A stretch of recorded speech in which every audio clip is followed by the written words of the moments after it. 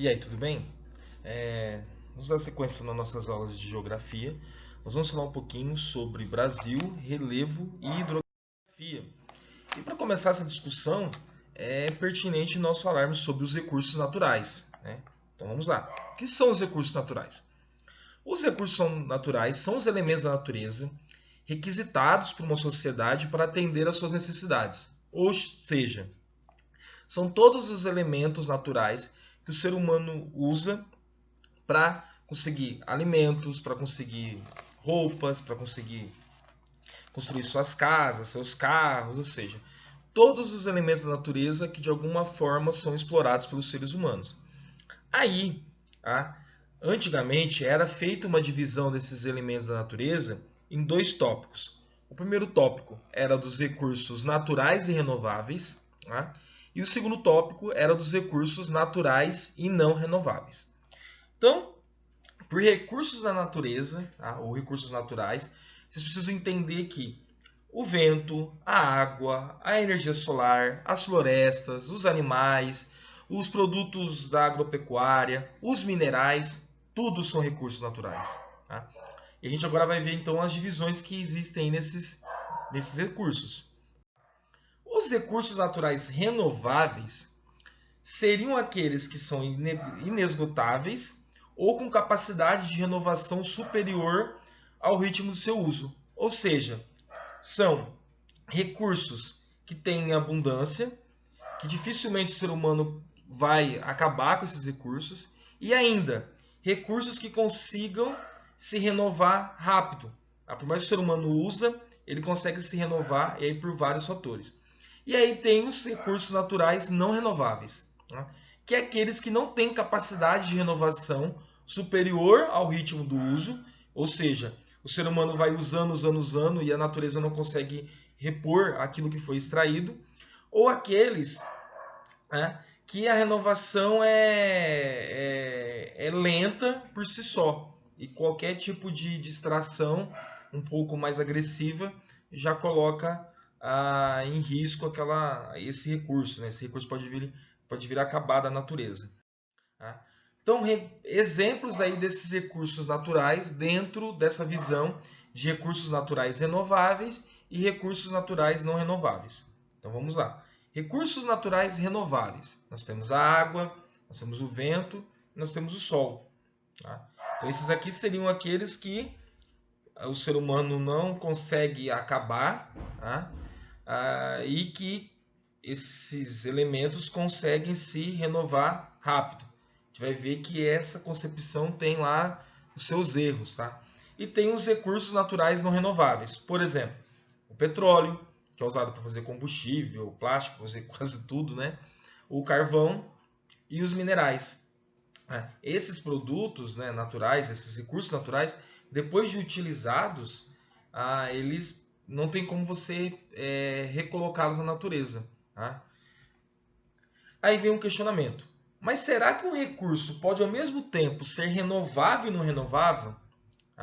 Essa lista de aquilo que é renovável e aquilo que não é renovável, ela precisa ser tão fixa?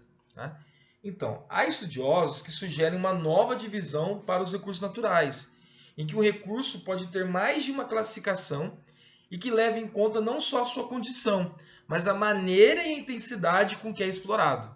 Então vamos lá. Olha aqui, nessa visão aqui, não é só a condição daquele recurso, se ele tem abundância na natureza, mas a intensidade com que ele é explorado, porque conforme o homem explora os recursos naturais, pode vir a acabar sim. Então, dessa forma, esses estudiosos eles vão dividir os recursos em duráveis e recursos esgotáveis. Já mudou os termos.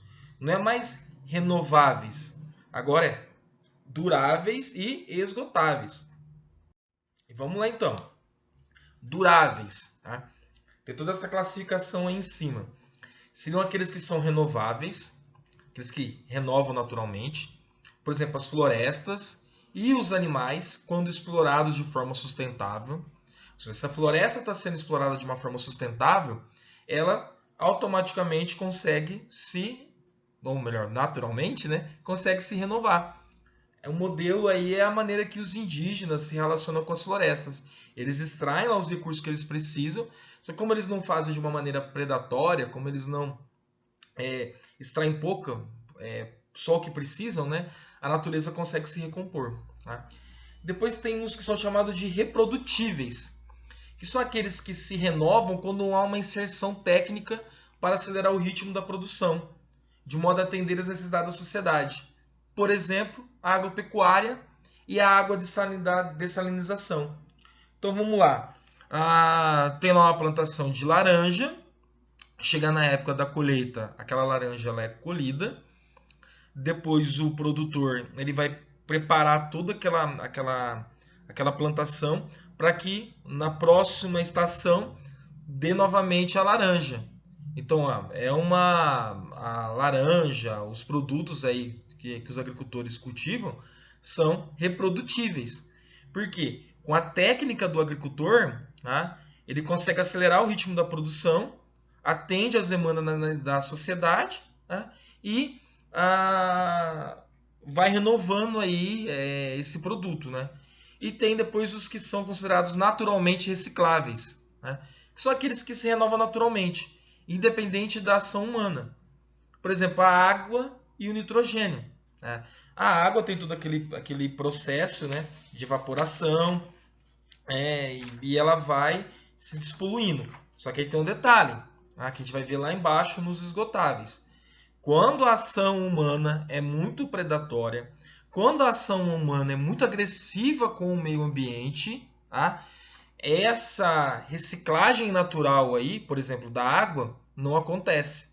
Exemplo disso são grandes cidades que têm rios mortos passando dentro delas. Tá? O exemplo mais clássico é São Paulo com os rios de São Paulo.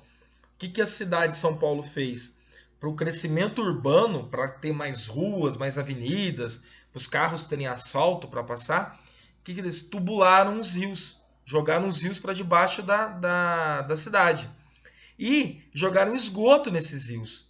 Então esses rios, a água desses rios é morta, é podre, e quando chove tem um grande problema, porque tem um rio passando debaixo. E esse rio, com a água da chuva, ele transborda, e aí nós temos lá os problemas de enchente em São Paulo e outras várias cidades aí espalhadas pelo Brasil. Tá? Depois tem as fontes, tá, inesgotáveis, que são aqueles que não se esgotam devido à quantidade existente. Tá? Então, energia solar. Né? Se o ser humano tirando a poluição, né, vamos supor, se a gente não chegar num ponto que ter tanta poluição que não passa a luz solar, né, nesse exagero que eu estou falando, sempre vai ter luz solar, sempre vai ter energia solar. Então, uma fonte que é inesgotável. O mesmo com a energia eólica, do vento, com a geotérmica, com a água, dadas as devidas proporções ali que eu coloquei em relação à poluição, e dos minerais como ferro, por exemplo. Tem muito ferro mesmo. Tá? E aí depois tem o que é chamado de esgotável. O esgotável é tudo aquilo que a demanda é superior à sua capacidade de renovação pela natureza. Então, ou seja, o ser humano pega um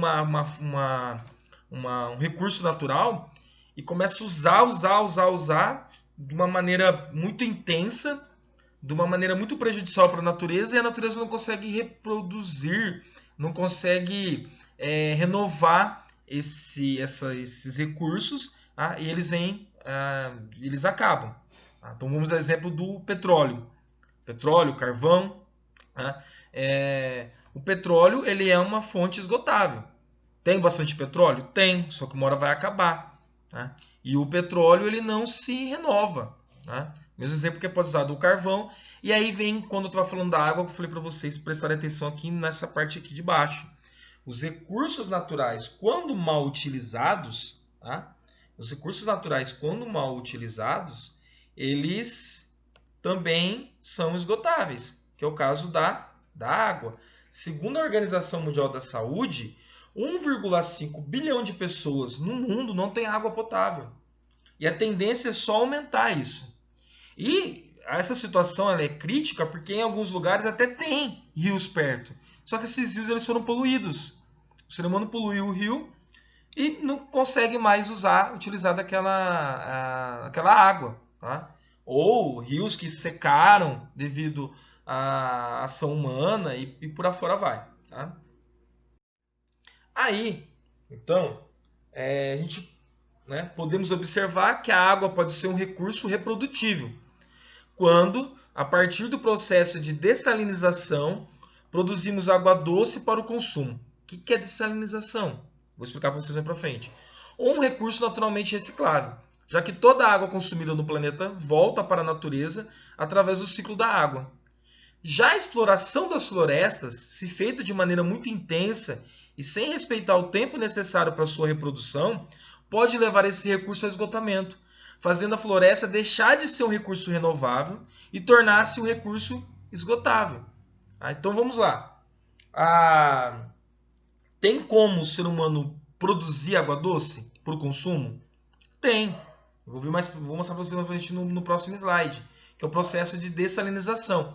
É pegar a água do mar salgada e transformá-la em água doce. E ainda tem o ciclo da água, tá? Que a gente vai ver mais para frente como é que funciona o ciclo da água. Só que devido à exploração das florestas, devido ao solo cada vez mais deteriorado, esse ciclo da água vai ficando cada vez mais fraco, escasso. Tá? As queimadas da Amazônia, elas podem vir a causar danos gravíssimos para o meio ambiente nos próximos anos. Tá? Por quê? A floresta amazônica ela funciona como um catalisador de água. Tá? A floresta, as chuvas, a umidade da floresta e a chuva que tem na floresta produzem nuvens carregadas de água, e essas nuvens elas são distribuídas para o Brasil, elas descem em sentido sul, né? Pensando na Amazônia na região norte, ela desce então para a região sul, e ainda atravessa tem fluxos de nuvens que atravessam o Equador, indo para o hemisfério norte, e ainda indo para... Ou seja, a floresta amazônica ela faz esse ciclo da água, tá? E ainda o ciclo de limpeza do ar para o mundo todo. Por isso que é conhecido como o pulmão do mundo, tá? O pulmão do planeta. Essas queimadas que estão tendo na floresta amazônica são muito graves. Por quê? As nossas chuvas vão ficar cada vez mais escassas, cada vez vai chover menos, nosso ar vai ficar cada vez mais pesado, ou seja, a nossa qualidade de vida vai cada vez piorar mais por causa dessa destruição que está tendo na floresta amazônica, que está tendo no Pantanal, que está tendo na floresta atlântica, na Mata Atlântica. São situações que acontecem já há centenas de anos e nós ainda não conseguimos solucionar esses problemas. Tá? E aí, o último detalhe é as transformações da paisagem e o uso dos recursos naturais estão diretamente relacionados com o modo como a sociedade produz o seu espaço. Então, olha só, a forma que nós transformamos a paisagem, a forma que nós utilizamos os recursos naturais, né, é diretamente relacionado com como a nossa sociedade produz e ocupa o espaço. Tá? Olhar para a natureza, tá? Olhar para a maneira que o ser humano lida, vive, convive com a natureza, diz muito sobre o ser humano. Tá? Diz muito sobre o ser humano. Tá? Então, quanto mais educada uma sociedade quanto mais acesso ao conhecimento uma sociedade tem, a tendência é que aquela sociedade procure preservar mais a natureza. Tá? Preservar mais a natureza. Tá? Essa coisa de sair destruindo só mostra o quão atrasado uma sociedade é. Tá? Então a gente tem que pensar nisso enquanto Brasil, enquanto nação, o quanto que a gente não está atrasado destruindo florestas e não pensando nos nossos recursos naturais. Tá? Então, coisas estranhas que você me ouviu falando. Vaca voando? Não falei vaca voando. Mas eu falei dessalinização. Então, a dessalinização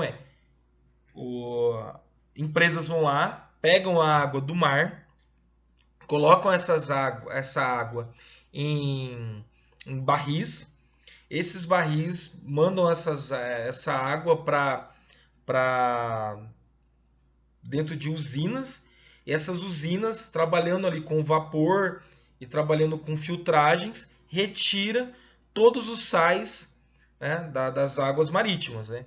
Quem aqui já teve a oportunidade de estar na praia correndo bastante, Aí tá cansado, bate aquela sede, você fala, vou beber água. Aí você vai dar aquela golada da água do mar. Né? Não faça isso, tá? A água é terrível, a água do mar, né? Então, o tanto de água que tem no oceano, né?